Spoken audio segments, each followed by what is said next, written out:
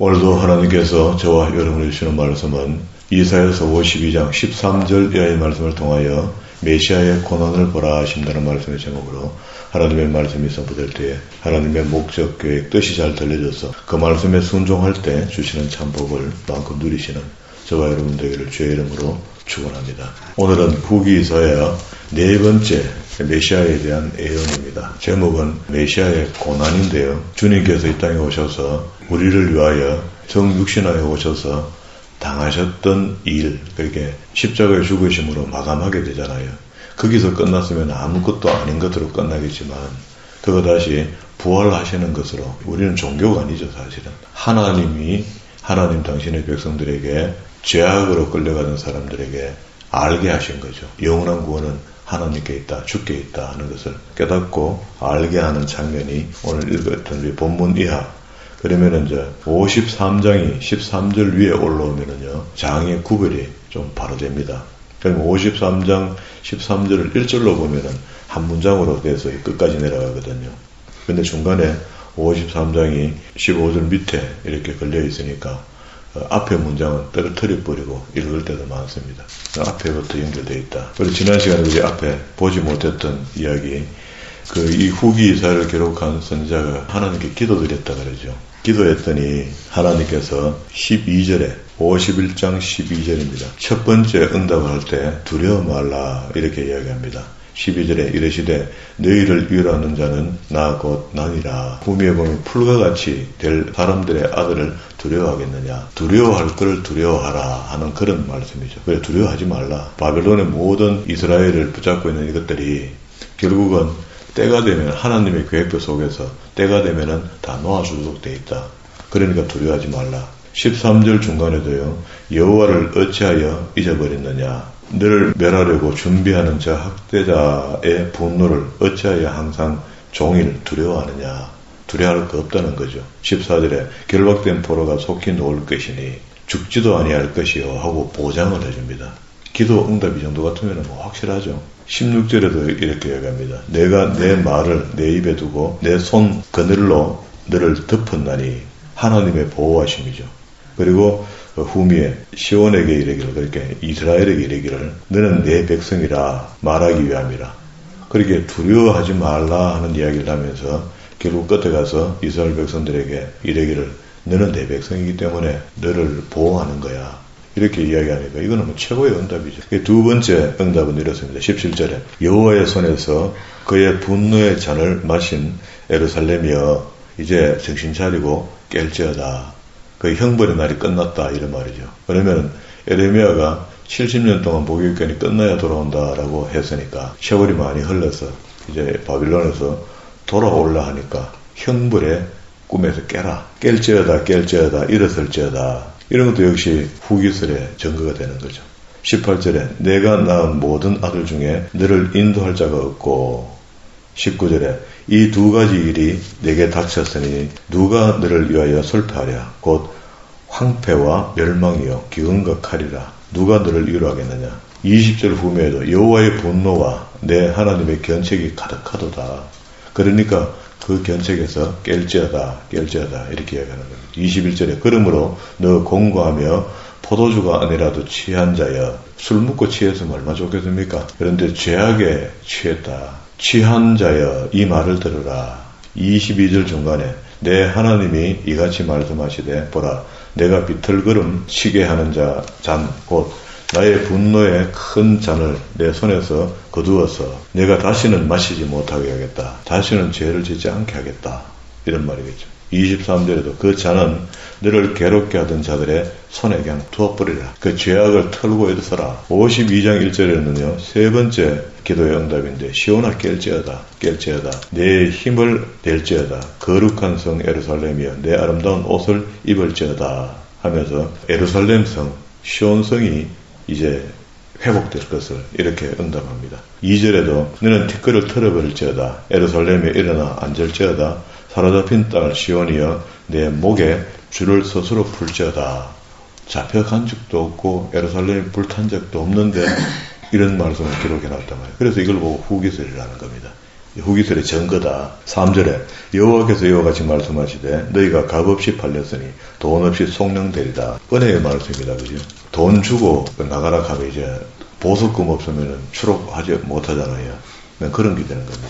4절에 주 여호와께서 이같이 말씀하시되 내 백성이 전에 애굽에 내려가서 거기서 거류하였고, 성경에는 큰 케이스나 모델을 표시하면서 그 모델대로 하면은 선한 삶을 살 것이고 케이스대로 안 하면은 벌을 안 받는다, 그런 이야기거든요.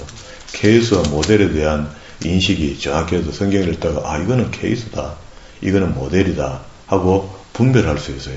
그러니까 이게 애굽에 내려가서 하는 거, 이것도 큰 케이스죠. 두 번 다시 애굽에 내려가서 400년 동안 있을 수는 없잖아요. 아수르인은 공연히 그들을 압박하였죠. 그게 아수르, 애굽 이 두 나라가 큰 획을 껐죠.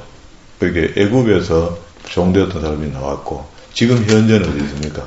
바벨론에 갇혀 있단 말이죠. 바벨론의 침공 때문에 잡혀갔다. 그러니까 여기서 이제 깨라, 나오라, 회복된다, 그렇게 얘기합니다. 5절에도 그러므로 이제 여호와께서 말씀하시되 내 백성이 까닭 없이 잡혀갔으니, 그 정신없이 잡혀갔죠. 그랬더니 내가 여기서 어떻게 하랴? 여호와께서 말씀하시되 그들을 관할하는 자들이 떠들며 내 이름을 항상 종일토록 더럽히도다. 그게 조롱받는다, 그런 말입니다. 6절에 그러므로 내 백성은 내 이름을 알리라. 그러므로 그날에는 그들이 이 말을 하는 자가 나인 줄을 알리라. 내가 여기 있느니라 하면서, 하나님을 모르니까 하나님의 백성들 욕하죠. 그런데 하나님께서 계획이 있잖아요. 그들을 회복시켜줄 계획이 있는데 계속 그들은 이스라엘을 욕하고 있다. 그러면 이제 지난 시간에 우리 7절과 10절은 삽입구인데 종말론적 구원에 대한 이야기가 안에 있었다 그랬죠. 그리고 지난 시간에 봐서 넘어갈게요. 11절에 너희는 떠날지어다. 거기서 나오고 부정한 것을 만지지 말지어다. 그 가운데에 나올지어다. 여호와의 기구를 매는 자들이여 스스로 정결케. 여호와의 기구를 매는 자들이 누굽니까? 레위죠.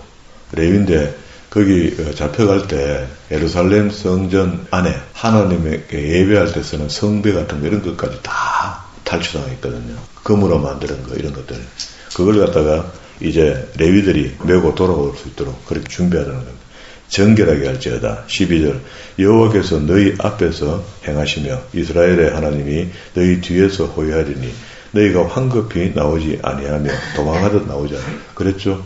고레스 때문에 아주 준비 다 해갖고 가지를 가지고 아주 여건을 다 만들어서 출발합니다. 1차 교환 공동체도 그렇고 2차 교환 공동체도 그렇고, 그러니까 페르시아 왕이 오히려 자금을 줄 정도. 그리고 이제 53장 1절로 넘어가면 되는데 그 13절이 앞에 걸려 있으니까 13절 위에다가 53장을 얹어놓고 오늘 이것도 본문의 말씀입니다. 보라, 내 종이 형통하리니 밭들어 높이 들리리니 지극히 존귀하게 되리라. 전에는 그의 모양이 타인보다 상하였고 하면서, 오늘 우리 말씀의 제목이 메시아의 고난이죠. 그러니까 바벨론에서 회복돼서 오는 것, 이런 걸 갖다가 하나님께서 구속하신다는 의미를 둔다면은, 진짜 제대로 된 구속은 메시아가 오셔서 우리를 위하여 대속물이 되어줬을 때 우리를 구속할 수 있는 완전한 여건이 만들어지거든요. 예수 그 이름을 믿는 자는 다 구원함을 입는다, 이렇게 이야기할 수 있는 근거를 여기서 가질 수 있는 겁니다. 14절에 전에는 그 모양이 타인보다 상하였고 그의 모습이 사람보다 상하였으므로 많은 사람이 그에 대하여 놀랐거니와 그가 나라들을 놀라게 할 것이며 왕은 그로 말미암아 그의 입을 봉하리니. 이는 왜 봉할까요? 그게 전파되는 것이 복음이기 때문에, 기쁜 소식이기 때문에 그걸 못 전하게 하겠죠. 그게 왕정시대에는 왕만 믿으라, 이런 말이잖아요. 지금도 그 가톨릭의 교황이 신이 될 수 없잖아요. 그런데 교황이 신처럼 군림하죠. 그게 가톨릭이 고장난 게 그런 것들입니다. 여기는 이제 그들이 아직 그들에게 전파되지 아니하는 것을 볼 것이요 아직 듣지 못한 것을 깨달을 것임이라 했는데, 이게 무슨 이야기를 하는가? 그리스도께서 오셔서 그냥 죽기만 하고 끝난가? 와서 십자가에 못 박혀 죽어주심으로 다 끝난가? 그런 것 같으면 매력이 없죠, 우리한테. 매력 가지고 우리의 구원을 논할 수는 없지만, 마태복음 4장에 안 가봐요. 4장에 보면은 4장 12절부터 예수님의 공사역이 시작되거든요. 그게 이제 육신으로 오셨다가 육신의 삶을 사시다가 하나님께서 공적 일을 시작해 하실 때가 30 초입에 아마 시작한 것으로 그렇게 보거든요. 그러면 서린 초입에 시작할 때 그때의 이야기가 이제 12절에 있는 이야기입니다. 예수께서 요한이 잡혔음을 들으시고 갈릴리에서 물러가셨다가 나사렛을 떠나 서불론과 납달리 지역의 해변에 있는 가베나움에 가서 사시니 이는 선지자 이사야를 통해서 하신 말씀이 이루어지게 하려 한다. 그런 말입니다. 그러면서 23절에 보면은요, 네 앞에 4명의 제자를 부르시고 그 제자에게 말씀하시기를 예수께서 온 23절입니다. 갈릴리를 두루다니사 그들의 회당에서 가르치시매, 그에게 하나님의 말씀을 가르치시는데 그런 구약의 성경을 설명하는 겁니다. 천국 복음을 전파하시며 백성 중에서 모든 병과 모든 약한 것을 고치시죠. 이 일을 공개 사역이 시작되면서 하신 것 중에 제일 핵심이 천국 복음입니다. 그리고 또 병에 붙잡혀 있는 사람들을 놔주게 하려고 그가 십자가에 못 박혀 돌아가신 거거든요. 그리고 난 뒤에 여기 뒤에 중요하게 생각하는 마태가 기록한 것이 마태복음 5장, 6장, 7장에 있는 이야기입니다. 이걸 산상수훈이라 하죠. 황금률이라 합니다. 그러면 천국 복음을 전파하시는 그 안에 이 산상수훈이 들어간 겁니다. 물론 병 낫고 귀신을 쫓아보내고 하는 일을 하셨는데 이사야로 하신 말씀을 성취한 거죠. 성취한 건데 우리는 다시 이사야로 돌아와서 전파되지 아니하는 것을 볼 것이요 아직 듣지 못한 것을 깨닫게 하는데 진짜 귀한 복음을 내놓은 거죠. 왼병을 때리면 오른병을 내주라. 그때 법적인 정선이 이렇거든요. 동행보호법이단 말이에요. 눈을 눈으로, 팔은 팔로 도둑질하면 팔을 잘라라는 겁니다. 상대의 눈을 다치게 되면 자기 눈을 빼라는 겁니다. 이게 동행보호법이거든요. 그런데도 그런 시대에 주님께서 오셔서 이 동무가 원하거든 오리를 가져가거든 심리를 따라가라. 희생을 요구합니다. 그런 복음을 내놓은 겁니다. 그게 천국 복음이란 말이에요. 그러니까 천국 복음이라는 것은 이 말씀을 듣고 순종하는 사람이 천국 갈 수 있는 거죠. 그 말을 듣고 순종 안 하면 없는 거죠. 그리고 천국 복음뿐만 아니고 병든 자를 낫게 했다. 이렇게 했습니다. 이게 이제 성취가 된 거고요. 53장 1절입니다. 우리가 전한 것을 누가 믿었느냐? 여호와의 팔이 누구에게 나타났느냐? 그는 주 앞에서 자라나기를 연한 순 같고 마른 땅에서 나오는 뿌리 같아서 고운 모양도 없고 풍채도 없고 예수님은 지금 서양 화가들이 그려서 굉장히 서양식으로 이렇게 그려져 있지만 사실은 셈의 우순이거든요. 그러면 우리처럼 생겼습니다. 갈색 눈에다가 파란 눈이 아니고 그러면 이제 모양이 우리가 생각하는 것보다 훨씬 볼품이 없대요.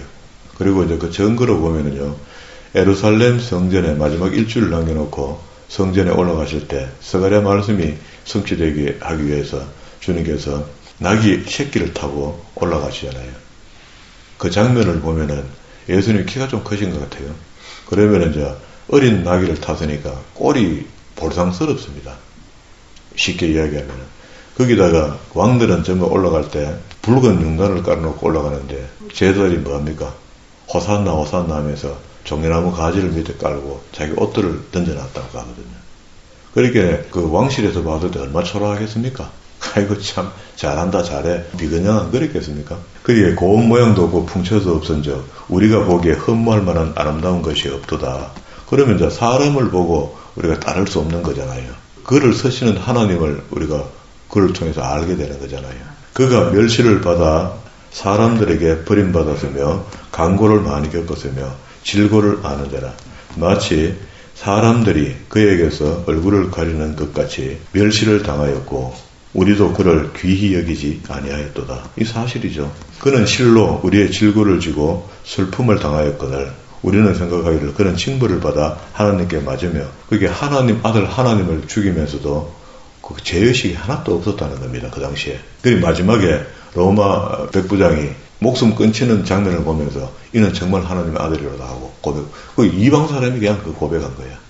그리고 유대인들은 정작 그런 고백이 없었습니다. 5절에 보세요. 그가 찔림은 우리의 허물 때문이요 그의 상함은 우리의 죄악 때문이라. 그의 징계를 받음으로 우리는 평화를 누리고 그의 채찍을 맞음으로 우리는 나음을 입었도다. 그러면 찔림, 상함, 징계, 채찍 이게 중요한 것이 아니고 이건 주님께 당하신 일이고요. 그걸 통해서 우리에게 남겨주신 게 있다. 유산이 있다고 유산.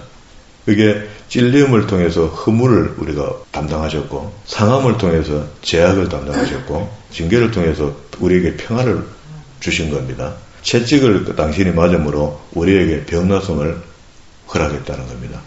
그러면 십자가의 죽으심의 현 상황이 구약에서 이렇게 될 것이라고 설명했고, 그가 오셔서 이 일을 그대로 다 이 신문을 당하잖아요.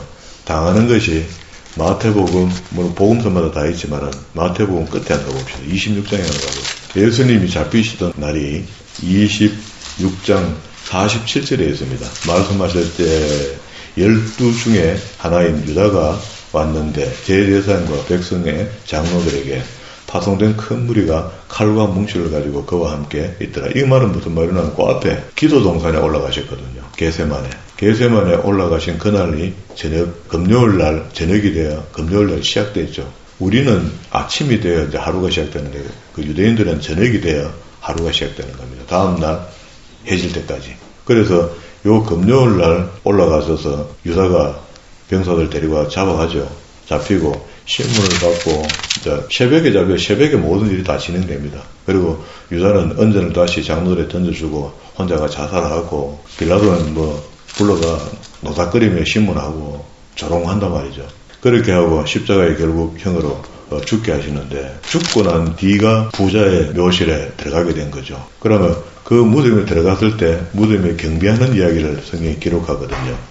여기 한번 봅시다. 27장 54절에 보면은요, 백부장과 및 함께 예수를 지키던 자들이 지진과 그 일어난 일들을 보고 심히 두려워하여 이르되 이는 진실로 하나님의 아들이다. 그러니까 유대인 전부 다 포함해도 이방인 백부장은 사람 믿음으로 뭐한 거죠. 그 현상을 보면서 이건 정말 하나님의 아들, 하나님 맞다라고 이야기한 거죠. 그리고 난 뒤에 장례를 치르고 무덤에 안장하게 되잖아요. 안장하게 될 때 62절입니다. 그 이튿날 준비일 다음 날이라. 대제사장과 바리새인들이 함께 모여 이르되 주여 저 속이던 자가 살아 있을 때에 말하던 내가 사흘 후에 반드시 살아난다고 자꾸 헛소리를 했는데 앞에 봉인을 좀 해서 철저히 좀 지키도록 그렇게 하자. 바위 문이 있잖아요.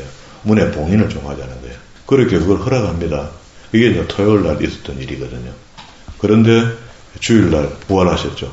28장에 와서 주일이 되는 겁니다. 그러면 이제 62절 앞에다가 토요일, 그리고 28절이 이제 주일이 되고, 아까 우리 앞에서 본 대로 게세만에 올라갔을 때가 36절이죠. 26장 36절부터 게세만에 올라가는 게 금요일 시작될 때입니다. 그게 밤이죠. 새벽녘에 이제 예수님 잡히니까 예수님 잡힐 때부터 금요일이 되는 거죠. 그럼 금요일을 써놓고 금, 토. 그러면 토요일 날은 무덤 안에 하루 계셨고 저녁이 돼야 또 아침 될 때까지 꼼짝 못하니까. 그리고 주일날 부활하시고 그렇게 없죠. 그렇게 안식일이 끝나고 난 뒤에 마리아하고 여러 사람들이 찾아와서 보니까 빈 무덤밖에 없었다는 겁니다. 이 긴박하게 움직여졌던 일들이 죽으시고 3일 만에 부활하시는 과정을 마태는 그렇게 기록했고 다른 복음서도 기록하죠. 기록하는데 이게 전부 다 근거가 이사야 말씀의 근거가 되어 있다. 그래서 그가 오신 것은 천국 복음을 전하는 것인데 그 천국 복음의 핵심이라는 게 마태복음 5장, 6장, 7장에 대한 이야기가 될 수가 있다는 거예요. 그 앞에 내가 천국 복음을 전하고 병든 자를 낫게 한다 했으니. 그러면 다시 이제 53장 5절의 말씀이 그가 찔림은 상함은 징계, 채찍을 맞는 게 중요한 것이 아니고 찔림을 받음으로 우리가 허물이 없는 것으로 있는데 없는 것으로 되었다. 그가 상함을 입음으로 죄악 문제가 해결됐다. 우리가 그의 피를 믿음으로 그가 징계를 받아주심으로 우리는 평안히 지금 살고 있는 겁니다. 그리고 그가 채찍을 맞고 고통을 받았으니까 대신에 우리는 병났음을 입었다는 겁니다. 그러니까 지금도 우리의 믿음으로는 병이 나아야 될 병들이 있잖아요. 우리가 자체에서 몸을 무리하게 써서 고장난 거 이걸 갖다가 하나님 채찍을 맞았으니까 입어서 또 나는다 이렇게 하면 안 되고 이런 것들은요 우리가 이겨내야 돼요. 그리고 6절 우리는 다 양 같아서 은유법이죠. 양은 아닌데 양으로 표현하는 겁니다. 그 양의 속성을 딱 들여다보면은 주인을 쫄쫄 따라다니는 초장으로 안내해야지 가서 묵고 또 일로 몰면 일로 가고 절로 몰면 절로 가잖아요. 그래서 좋은 목자를 만나는 것이 양의 도리가 되겠죠. 근데 나쁜 목자를 만나는데 좋은 양이 나온다. 그거 어렵습니다. 양 같아서 그릇 행하여 각기 제 길로 갔거늘 여호와께서는 우리 모두의 죄악을 그에게 담당시키셨도다. 그가 곤욕을 당하여 괴로울 때에도 그의 입을 열지 아니하였으며 마치 도장에 끌려가는 어린 양과 털 깎는 자 앞에 잠잠한 양같이 그 입을 열지 아니하였도다. 그게 십자가에 죽으실 때 잠깐만 야 이거 너 해도 너 받아. 내가 하나님 아들 하나님인가 내가 아나 하고 한판 하고 십자가 졌으면은요 온전히 우리의 구원이 없을 수도 있습니다. 주님께서는 그런 어리석은 일을 안 하시죠. 하나님의 계획 속에 하나님이 원하시는 일을 100% 해내신 겁니다. 그래서 다 이루었다는 겁니다. 그가 곤욕과 신문을 당하고 끌려가서나 그 세대 중에 누가 생각하기를 그가 살아있는 자들의 땅에서 끌어지면 마땅히 형벌을 받아 내 백성의 허물 때문이라 하였으리요. 그가 강포를 행하지 아니하였고 그의 입에 거짓이 없었으니 육신으로 오셨지만은 죄가 하나도 없으신 분입니다. 우리하고는 달라요. 100% 육신으로 오셨는데도 죄를 짓지 않았다는 겁니다. 우리하고 같은 육신을 갖고 있는데 똑같은 육신인데 우리는 죄인의 후손으로 태어났고요. 원죄. 거짓이 없어서나 그의 무덤이 악인들과 함께 있었으며 그가 죽은 후에 부자와 함께 하였도다. 요셉의 무덤에 들어갔단 말이죠. 조금 전에 우리 본 대로 10절에 여호와께서 그의 상함을 받게 하시기를 원하사 질고를 당하게 하셨은즉 그의 영혼을 속건 제물로 드리기에 이르면 그가 실을 보게 되며 그의 날은 길 것이요 또 그의 손으로 여호와께서 기뻐하시는 뜻을 성취한다. 그러면은 앞에 찔림, 상함, 징계, 채찍으로 열매가 나온 게 뭐예요? 우리의 허물을 제하고 죄악을 제하고 우리에게 화평을 주셨고 그리고 채찍을 맞음으로 우리한테 병나섬을 나음을 입었다는 거야. 이게 이제 이루어졌다는 겁니다. 다시 11절. 그가 자기 영혼을 수고한 것을 보고 만족해 여기실 것이라. 그게 본인이 하나님, 아들 하나님이시기 때문에 본인의 이런 순종도 물론 기쁘죠. 고통 속에 있으면서도 우리 인간의 고통을 그대로 오감을 당하고 계시니까 그래도 안 느껴질 거거든요. 그런데도 이걸 다르게 받아주셨다. 그게 하나님의 계획의 성취를 다르게 여기셨고 그리고 또 그것은 무한한 우리 인류, 인간들의 사랑의 결실로 나타나게 된 거죠. 그렇게 나의 의로운 종이 자기 지식으로 많은 사람을 의롭게 하며 또 그들의 죄악을 친히 담당하셨다. 이게 이제 하나님의 생각과 예수님의 뜻과 성령님의 보존하심이 막 혼재해서 이루어지지만 그게 예수님은 예수님이 하실 일을 인간의 육신으로 오셔서 100% 다 감당함으로 사람들이 생각하기를 신이 하는 일을 우리가 어떻게 따라합니까? 이런 헛소리 못하도록 100% 인간으로 오셔서 고난을 받고 고통을 받고 질고를 안고 가셨단 말이에요. 희생물이 되어줬다는 겁니다. 그러므로 내가 그에게 존귀한 자와 함께 몫을 받게 하며 강한 자와 함께 12절입니다. 함께 탈취한 것을 나누게 하리니 이는 그가 자기의 영혼을 버려 사망에 이르게 하며 범죄자 중에 하나로 헤아림을 받았음이니라. 그러나 그가 많은 사람의 죄를 담당하며 범죄자를 위하여 기도하였느니라. 아멘입니다. 이게 구약에서 이사야 선지자를 통해서 기록한 것을 매번 우리가 성찬식 할 때라든가 성경을 읽으면서 신약에 오셔서 예수님께서 우리를 위하여 죽으셨다는 것이 손톱만큼도 먼지만큼도 아니면 원자만큼도 의심의 여지가 없잖아요. 성경에 구약에 있는 말씀이 그대로 성취되었다는데 대하여 어떻게 이게 예수님 오시기 전 그게 바빌론에서 돌아올 시기를 봐도 예수님이 지금 400년이나 500년 뒤에 오시거든요. 그러면 본 이사야로 보면 한 600년, 700년 걸리겠죠. 그렇게 앞에 예언서로 기록된 책에 그대로 주님께서 오셔서 이 일을 다 감당하셨다는 겁니다. 구약의 예언이 그대로 성취됐다는 거죠. 그 성취되었으니까 우리는 감사하죠. 그 당시에 주님은 고통스럽게 우리의 죄 때문에 돌아가시면서 지금도 그래서 내가 다 치러놨으니까 걱정하지 말고 내게 와 이런 말이거든요. 그런데도 죄악에 붙들려서 죄송해서 못 가겠다 하고 교회 나와서 예수 믿으라니까 난 나쁜 사람이라가 안 돼 하고 겸손이 넘치는 거잖아. 겸손한 게 아니죠. 그러면 지금도 여전히 우리는 다 예수의 이런 예언 문서의 기록대로 주님 2000년 전에 오셔서 다 일을 감당하시고 가셨기 때문에 우리가 아픈 것도 반칙입니다. 믿음이 없는 것 반칙입니다. 그가 이미 희생물로 우리에게 주신 것이 찔림, 상함, 징계, 채찍 이것으로 열매를 허물, 죄악, 평화 평화롭게 못 산다 그것도 죄악이다. 그죠? 그리고 또 병이 들어서 절절 매는 것도 죄악입니다. 그런데 우리가 살다가 육신의 소비를 하면서 병이 난 거 그걸 갖다가 주님께 갖다 맡기면 안 되고 그건 우리가 감당하고 가야 될 일이고 그러나 이게 영적인 것들이 삽입되어 있는 어떤 아픔들이 있다면 이건 당연히 우리가 승리해야 되는 거죠. 구분을 하면 됩니다. 그러게 이제 어떤 그 목사님이 아프니까 봐라 저주받아 간자르네 이렇게 하면 안 되고 그거는 무리해서 본인이 너무 열심히 하다 보니 무리해서 그렇게 질병들이 온 것에 대해서 우리가 참 목사님 애쓰고 힘쓰고 주의를 한다고 처리되었으니까 우리가 좀 마음 좀 쓰고 기도해주고 도와주면 좋겠나 이런 마음이 되면 좋겠고 그러지 않고 목사님한테 다가온 일들이 영적인 부분들의 일이 있어서 사단의 개입으로 인하여 질병들이 왔다면 그건 물리치면 끝입니다. 이건 보장되어 있는 거니까 끝난 거죠. 하나님이 절대자인데도 불구하고 당신의 한 부분인 독생자 예수 그리스도를 우리에게 보내주시기까지 하면서 우리의 죄를 소멸시켜 줬고 병났음이 있게 해준 거잖아요. 해줬으니까 우리는 이걸 달게 받으면 됩니다. 죄송해서나 못 받겠습니다. 이렇게 하는 게 아니고 달게 받을 수 있는 그런 믿음이 우리 각자의 믿음이 되어서 그런 믿음의 결과가 하나님의 선전판이 되어서 많은 사람들에게 복음이 빛나게 하는, 증거되게 하는 그런 삶을 살아드리는 저와 여러분 되기를 주의 이름으로